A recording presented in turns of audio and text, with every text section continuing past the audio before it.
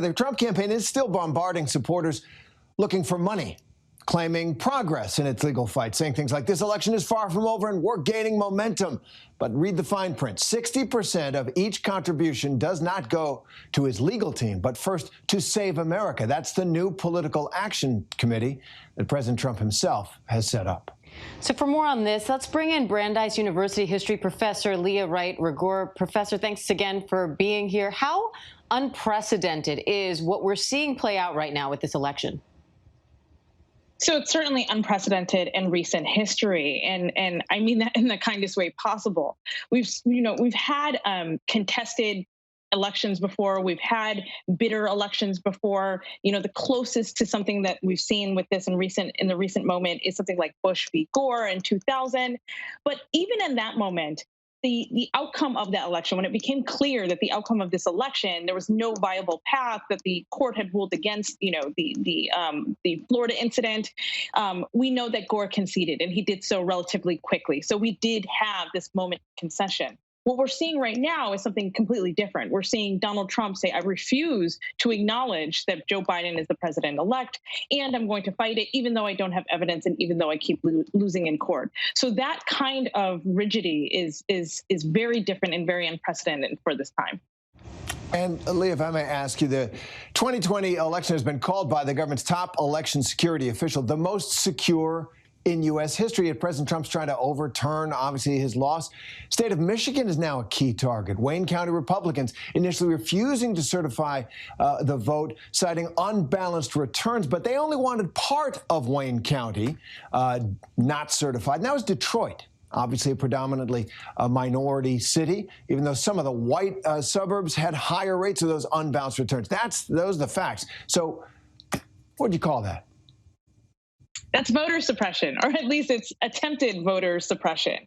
And what's really interesting about this is that we've had other instances of voter suppression. I know a lot of people point to stuff like tossing people's names off the voter rolls, things like, driver's license and IDs discrepancies, shutting down polling places. But this is an explicit and very naked form of voter suppression, the likes that we haven't really seen since, the passage of the Voting Rights Act in 1965. I mean, we're talking Jim Crow era level voter suppression, because the idea here is simply to just get rid of votes that you don't like because they come from Detroit and because they come from a predominantly Black area that trends Democratic. So how do you think this all affects our democratic process in general, and how do we move forward from this? Well, this is the kind of thing that if Trump were able to succeed and were able to find some viable pathway to retaining the presidency while tossing out millions of votes, that right there, that's the end of democracy in the United States.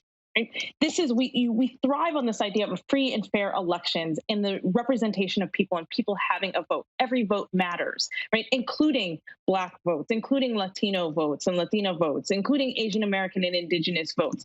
All those votes matter. And what we're seeing right now is an attempt by the President of the United States to toss those kinds of votes out. So that's the end of democracy. So how do you move on? I think part of how you move on is that the norms and the guideposts and the kind of the barriers that are usually against this kind of what we might even call tyranny, that those things come into place and assure that the process is smooth and that it's fair. And we have seen a lot of that in the lead up to this, right? This is why we know that this election was the most secure election that we've had in recent U.S. history. So we see those kinds of things.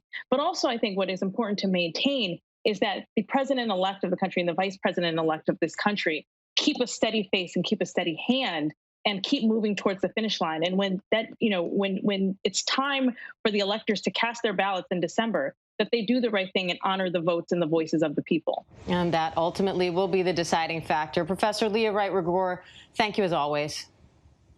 Thank you. Hi, everyone. George Stephanopoulos here. Thanks for checking out the ABC News YouTube channel. If you'd like to get more videos, show highlights, and watch live event coverage, click on the right over here to subscribe to our channel. And don't forget to download the ABC News app for breaking news alerts. Thanks for watching.